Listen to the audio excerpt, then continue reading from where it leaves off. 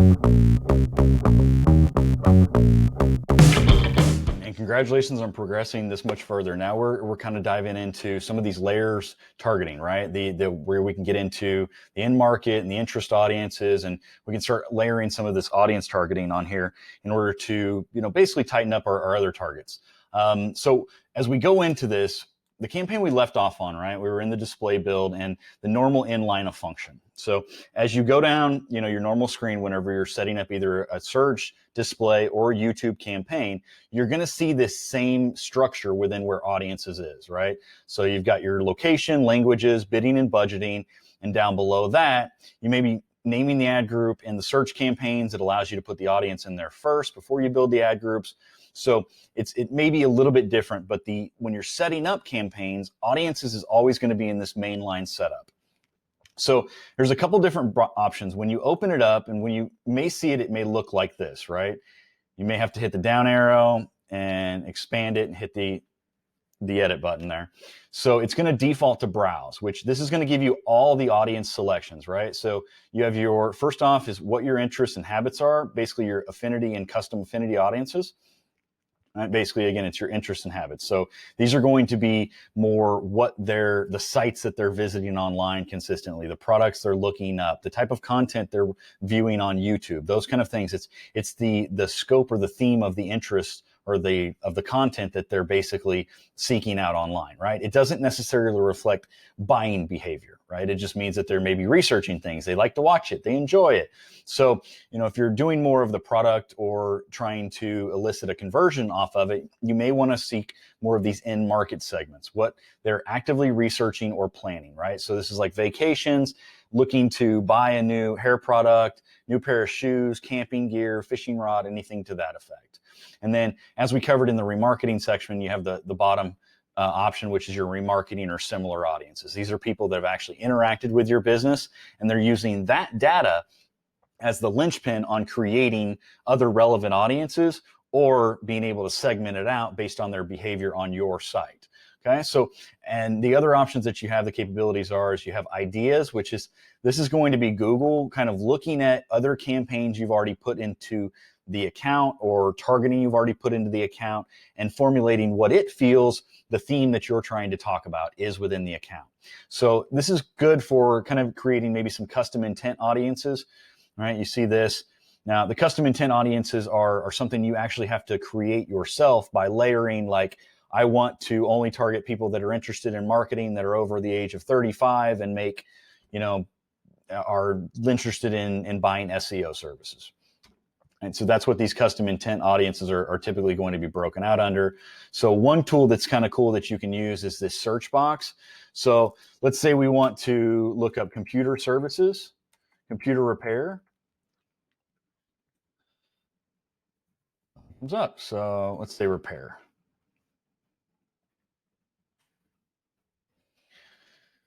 I just do repair in there as the broad term. It's going to give me a whole bunch of different options as far as what it feels would basically match up to repair, right? So in market for glass repair and replacement, it shows how these are segmented down. And these are, when we go into the browse section, we break down how they're ordered and what you have the capabilities of picking, you're going to see how these make more sense, right? The top level audience is an end market audience under the context of auto and vehicles, when it subsection of auto repair and maintenance, with a further subsection defined of glass repair and replacement. Okay.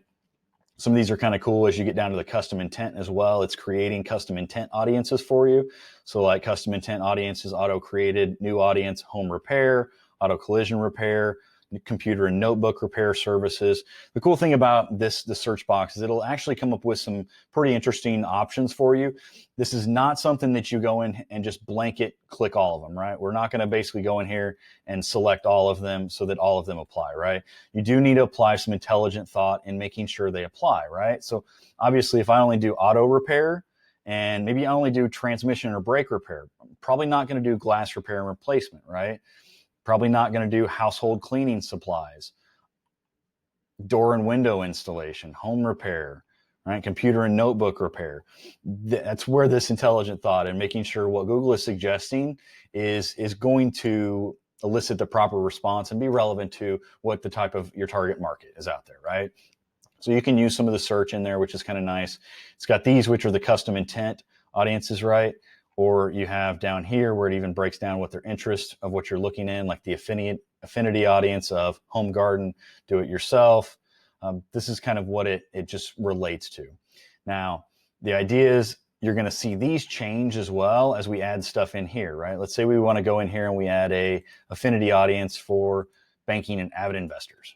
It's kind of a little bit off target of repair, but what it's going to do is it's going to change these, right? And it's going to find similar audiences to this that might be relevant. And again, this is where kind of the intelligent thought and, cognitive thinking and just, really strategic thinking comes into effect. You need to make sure that you have a plan on how to acquire this, right? Like if we're only doing, car repair, really none of these are going to be relevant for our particular job set. If we're doing computer repair, maybe a little bit different, right? But visiting back to the browse section and what's available here, right? You have your what interests or habits are, and how these break down are several different topics and interests of what is out there on the net. And you can further kind of subset them down into additional models that are a little bit more specific, right? Beauty and wellness is a pretty broad one, but maybe we're only talking about, people that frequently visit salons. Maybe I have, a great clips I'm trying to, increase business to and put our image or our special out there in a wider audience. So maybe I want to target the frequently visits salons. Frequently visits salons. Maybe they're probably also a fashionista. That's what these are breaking down. They're just subsets. Now, again, the main difference in these interests and habits and what you're going to find within what these research or planning are is that the interests and habits are a little bit broader in the scope of what they're going to include in their audiences, right? These are people that either search the content, they have, bought items related to the content, they've, read articles on it, found blogs, watched videos, they've interacted with content that is themed after these interests or habits. Now, that doesn't mean that they're in the purchase funnel, right? They're not in market for these products or services. So that's a little bit different, right? That's where you're looking at a wider audience than what you're going to be talking about over here with these in-market and custom intent. These in-market and custom intent, right? So if I go up here, let's just look at some of this real quick as an example, right? If I want to do vehicles and transportation, right? They're auto enthusiast is how this is broken down, right? I can break it down: auto enthusiast, motorcycle enthusiast, performance and luxury vehicle enthusiast, truck and SUV enthusiast, right? Where if we go to the custom intent ones, or the in market, sorry, and you look at the same similar category, autos and vehicles, right? And you break that down, it's a lot different in the context of what you're searching for, right? Auto parts and accessories, right? Auto exterior. It breaks it down to a more specific product level almost as far as what they're in market for, right? If the autos and vehicles and they're looking for motor vehicles, maybe they're looking for new, used, brands, types of vehicles, right? So it's going to take it further down into that purchase behavior and try and get more towards the person that is actually in that purchase mode, that has that buying motivation basically, rather than just the information or the research. With that top level one, the interest or habits, you're not particularly sure of what behavior they're reflecting, right? Are they just looking for research? Are they looking to complain? Are they looking just for information? Are they just trying to kill time and watch videos about autos? Right? They may be just watching videos in Ferraris where you do service on Ferraris and Lamborghinis, but those are two different sections, right? The wider group that watch videos on it and the income range, even the age range and demographic within that particular section is going to be crazy large, right? And that's going to lead us to the next portion, right? If you've already kind of encapsulated all of your target market and captured all the low-hanging fruit in one of these, then maybe you want to use one of these broader groups, right? But we're going to use the demographics to make sure that that person's overall traits and demo is something that even going to fall in our target market, right? If I sell Ferraris and Lamborghinis, the likelihood that an 18 to 24-year-old that isn't a trust fund baby or a YouTube millionaire or a crypto millionaire is going to buy one of my cars is very unlikely. So it's about a 1 in a million shot, right? But The people that are in the top 10% of the income, maybe 20%, it's a lot, hell of a lot likelihood, right? So I may not exclude this, but as we saw in the previous video where we were talking about auto warranties, right, is our target demographic was really 35 to 65. We didn't convert anybody above that, and we didn't convert anybody below that. And I can make that assessment because I've been running that campaign for a month now, right? So I have data, and I can use that data to make these strategic decisions as I go through and I create these new audiences, and also I create my messaging as well. The point of all of the audiences that are out there, right, is they're all backed up by data. They have history and they have, a trend that they've displayed within their behavior that fits them into that group. So it's better to utilize that data and also the data we have in our account and see where we can combine that in order to really rifle and laser target our customer in a very, very efficient way. And again, when you're talking about let's say it's high end, let's say we're trying to target, Hermes bags, right? Hermes bags are what, $8,000-$10,000? I don't know. I've never bought one. I just hear it on TV, right? They're freaking expensive, right? So the fashionista would definitely fit into that target market. A person that buys an Hermes bag, they're definitely a fashionista, right? They like higher end goods. One other we might want to market in here, right, is if we go down to shoppers.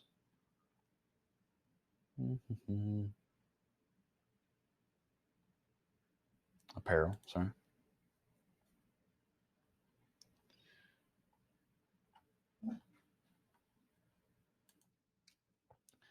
So, and you'll kind of you'll get used to what is in here, but even something, looking for in market, handbags would be potentially one. But if we're looking for more like the in market stuff,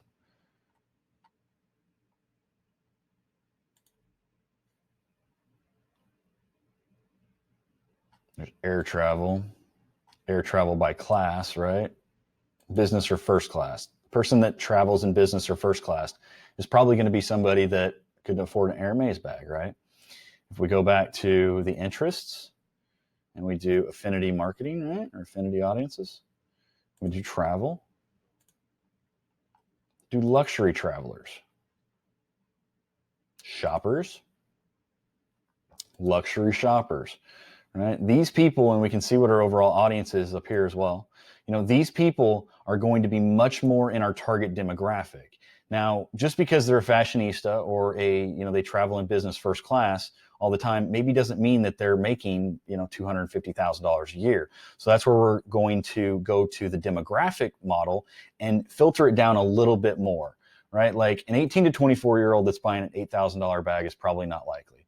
65 plus, I don't even really know how much that is. A male, probably not going to buy it, or the likelihood of it is very unlikely, right? It's probably going to be a female.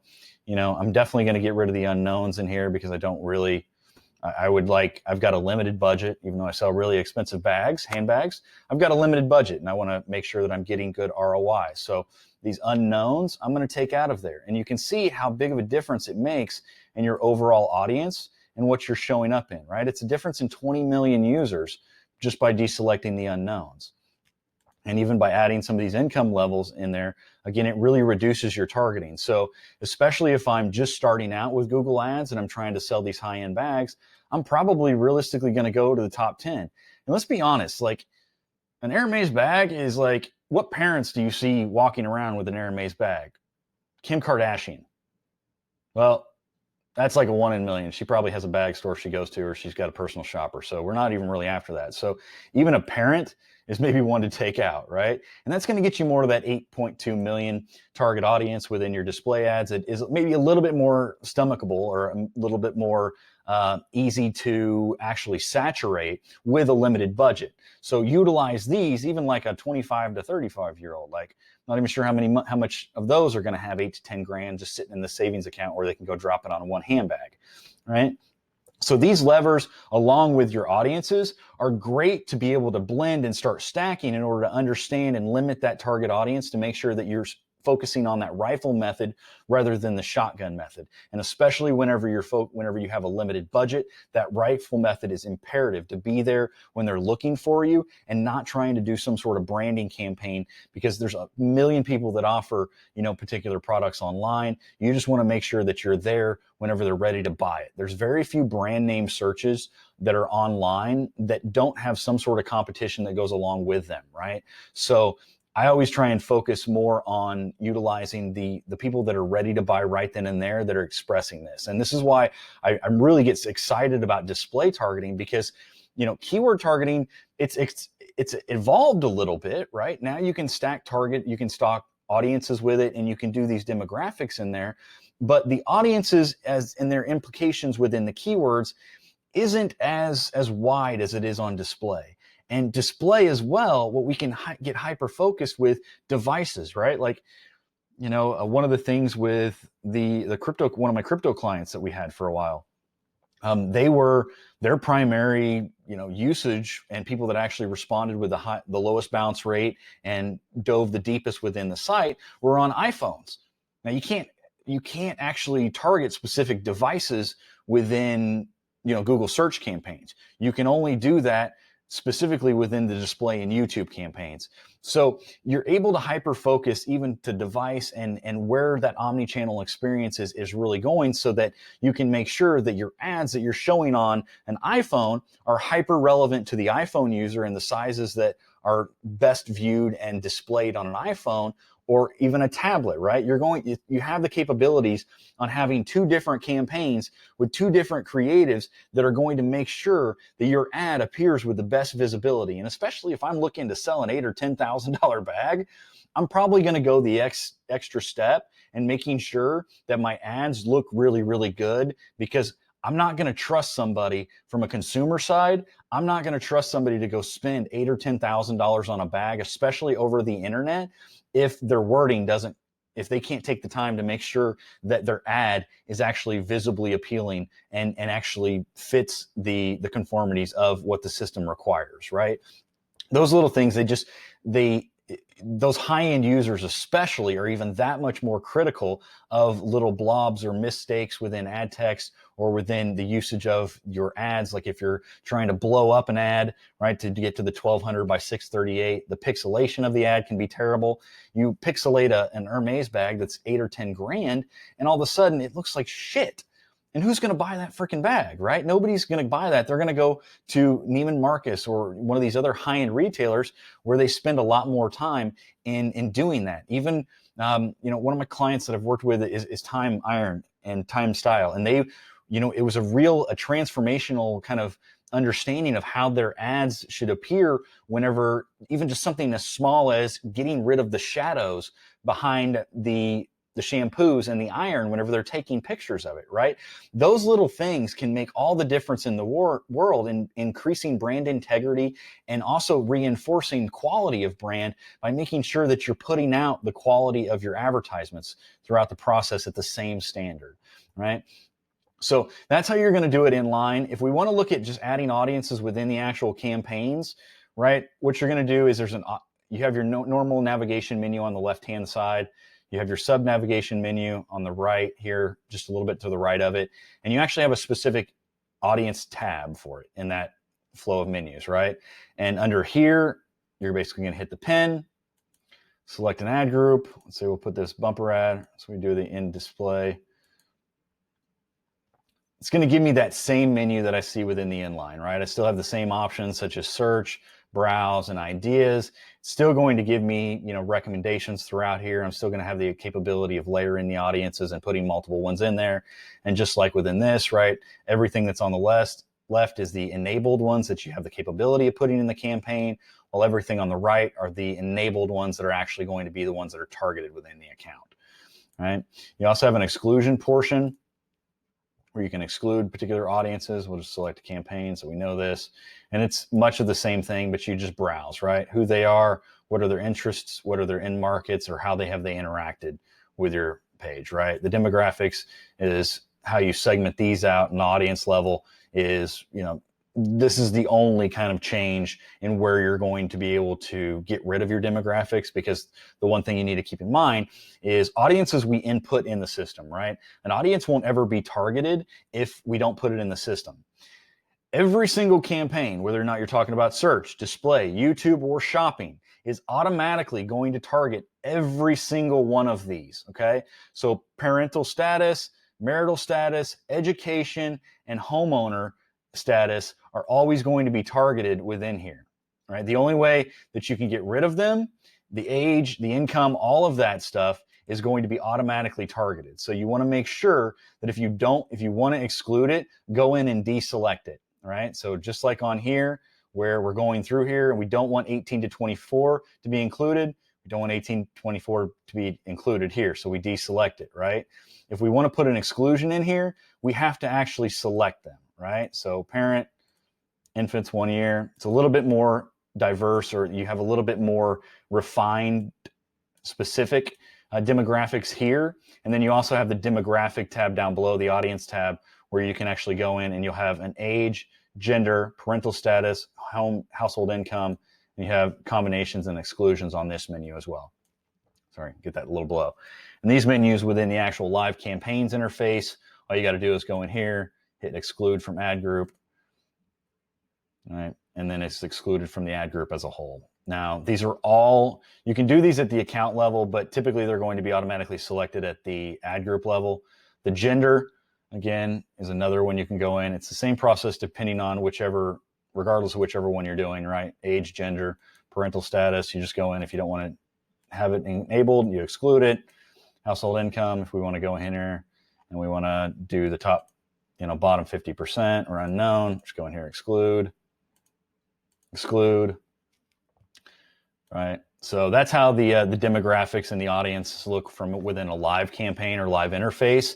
Other than that, you're going to be able to select them whenever you're putting in line in the creation campaign. But again, if you forget to make some adjustments there, or especially like with the demographics, if you forget to deselect those as you're adding your audiences, and you can always go back and select them here. So the audience data is definitely something to look at as far as layering. Keep in mind that this does follow that same Venn diagram kind of methodology, right? Where if you have an audience targeting, you have a demographic targeting, you have your keywords, and you also have like a remarketing audience, those are all viewed separately, right? So if you take any of those away, it's only going to increase your volume. If you put more of them in there, it's only decrease your volume, because it's only that center point that they're able to actually target, right? The only exception for that is whenever you're putting these in, right? If you do this and you go time remarketing, let's actually go back to this campaign. All right. Anytime you're putting new audiences in here from the audience campaign, let's say we do sales search, you have the capabilities to select targeting or observation if you're doing it at the campaign level.